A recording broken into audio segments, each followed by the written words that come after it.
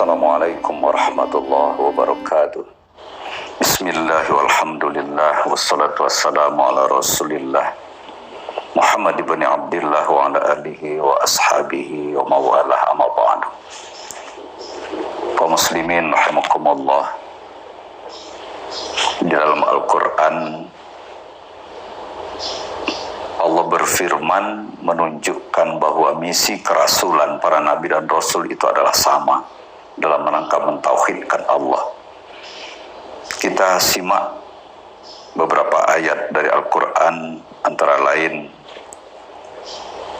dalam surah Asy-Syura ayat 13 Allah menjelaskan, a'udzubillahi minasyaitonir rajim, syara'a lakum minad dini ma wassa bihi Nuha walladzi auhayna ilaika wa ma wassayna bihi Ibrahim wa Musa wa Isa an aqimud din wa la tatafarraqu fi kabura 'alal musyrikina ma tad'uuhum ilaihi Allahu yajtabi ilaihi man yasha wa yahdi ilaihi man yunib. Dia telah mensyariatkan bagi kamu tentang agama apa yang telah diwasiatkannya kepada Nuh dan apa yang telah kami wahyukan kepadamu dan apa yang telah kami wasiatkan kepada Ibrahim, Musa dan Isa, yaitu tegakkanlah agama dan janganlah kamu berpecah belah tentangnya. Amat berat bagi orang-orang musyrik agama yang kamu seru kepada mereka. Allah menarik kepada agama itu orang yang dikehendakinya dan memberi petunjuk kepada agamanya orang yang kembali kepadanya. Ayat ini menunjukkan bahwa apa yang disyariatkan kepada Rasulullah Muhammad itu misinya sama dengan apa yang diwasiatkan kepada Nuh dan diwasiatkan kepada Ibrahim, Musa dan Isa. Itu dalam rangka menegakkan agama Allah, mengabdi kepada Allah dan tidak menyekutukan sesuatu apapun kepada Allah selaku Rabb kita. Kemudian dalam surah Al-Anbiya ayat 25 Allah menegaskan, wa ma arsalna min qablika min rasulin illa nuhi ilaihi annahu la ilaha illa ana fa'budun. Wa ma arsalna min qablika, ayat ini ditujukan kepada Rasulullah Muhammad, dan kami tidak mengutus seseorang pun, seorang Rasul sebelummu wahai Muhammad, illa nuhi ilaih, melainkan kami wahyukan kepada para Rasul itu annahu la ilaha illa ana, bahwasanya tidak ada Tuhan, tidak ada ilah melainkan aku. Fa'budun, oleh sebab itu sembahlah aku, menghambalah kepada aku. Ini kembali penegasan bahwa Rasul-Rasul sebelum Rasulullah Muhammad misinya adalah dalam rangka menghamba kepada Sang Pencipta. Dengan tegas Allah mengatakan annahu la ilaha illa ana, bahwasanya tidak ada ilah kecuali aku. Di mana kita hanya menerjemahkan kata ilah itu dengan kata Tuhan. Yang sebenarnya adalah ilah itu dikatakan Tuhan karena dia sesuatu yang dominan di hati kita. Jangan ada yang dominan di hatimu wahai manusia kecuali aku. Dapat kita terjemahkan demikian.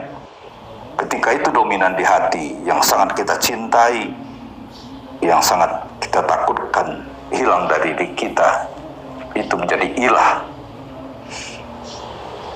Inilah misi kerasulan para nabi dan rasul.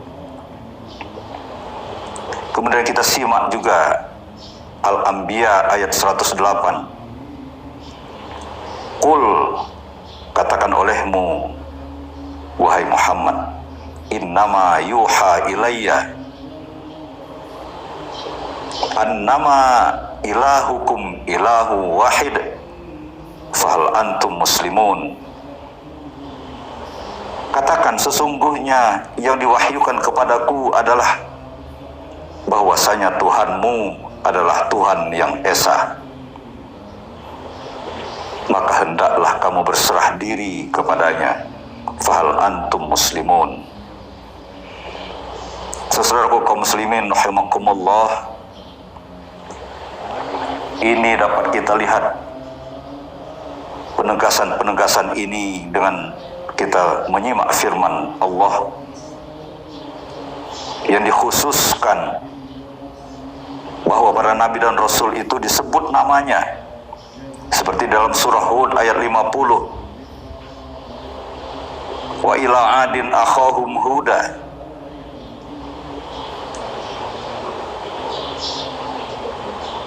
Qala ya qaumi ibudullaha ma lakum min ilahin ghairuh in antum illa muftarun. Kepada kaum Ad kami utus saudara mereka yaitu Hud. Hud berkata, Hud menyeru kaumnya, wahai kaumku, sembahlah Allah, sekali-kali tidak ada bagimu Tuhan selain Dia. Kemudian kita perhatikan juga Nabi Soleh yang diutus untuk kaum Samud. Allah berfirman, wa ila samuda akhahum solihah. Qala ya qaumi ibudullaha ma lakum min ilahin ghairuh.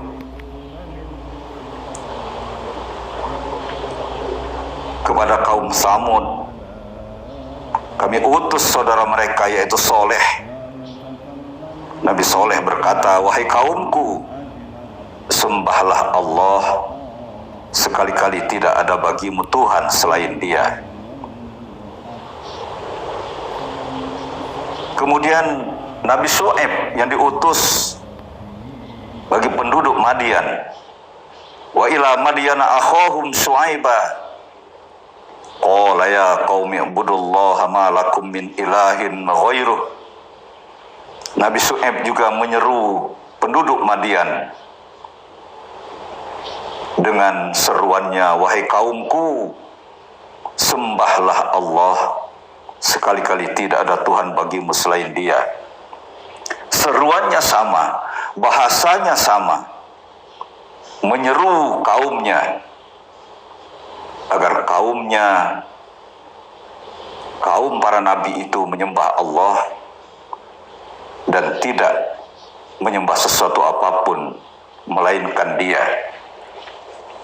Kaum muslimin rahimakumullah, para nabi dan rasul sebelum Rasulullah Muhammad diutus untuk kaumnya, sementara Rasulullah Muhammad diutus untuk segenap umat manusia. Oleh sebab itu dalam Al-Quran seruan Rasulullah Muhammad sebagaimana dalam Al-Baqarah ayat 21, ya ayyuhan nas,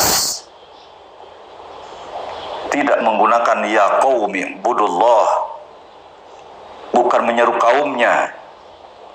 Ya ayyuhan nasu budu rabbakum alladzi khalaqakum walladzina min qablikum la'allakum tattaqun.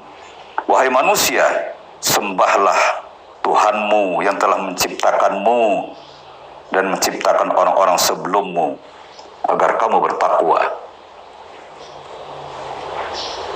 Oleh sebab itu Rasulullah Muhammad dikatakan bahwa dia diutus untuk seluruh umat manusia dan dia menjadi nabi terakhir yang ditetapkan oleh Allah untuk menyeru manusia. Kalau nabi-nabi sebelumnya hanya diutus untuk kaum mereka masing-masing, tapi Nabi Muhammad untuk segenap umat manusia.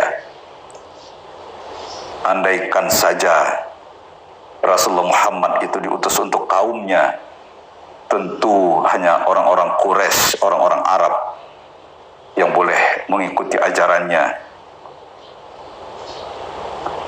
Orang-orang yang selain daripada orang Arab, karena itu adalah kaum daripada Nabi Muhammad, tentu tidak dibenarkan untuk mengikuti seruannya.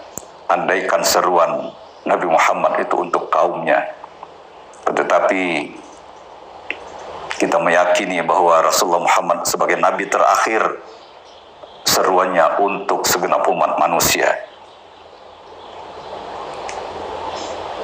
Inilah misi kerasulan para Nabi dan Rasul dalam rangka mentauhidkan Allah, menyembah Allah. Oleh sebab itu, misi kerasulan Rasulullah Muhammad pada periode Mekah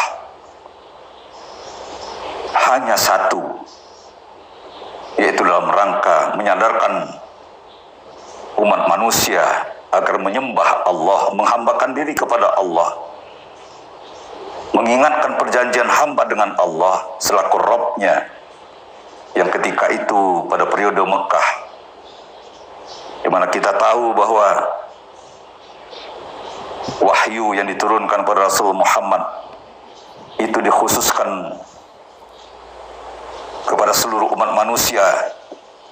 Wahyu-wahyu yang turun pada periode Mekah dengan diawali dengan kata-kata ya ayuhan nas. Belum ada tata aturan secara syariat pada saat itu. Belum ada sholat, belum ada puasa, belum ada zakat. Akan tetapi hanya menyadarkan umat manusia agar kembali menyembah, menghambakan diri kepada Sang Penciptanya. Demikian pertemuan kita pada kesempatan ini.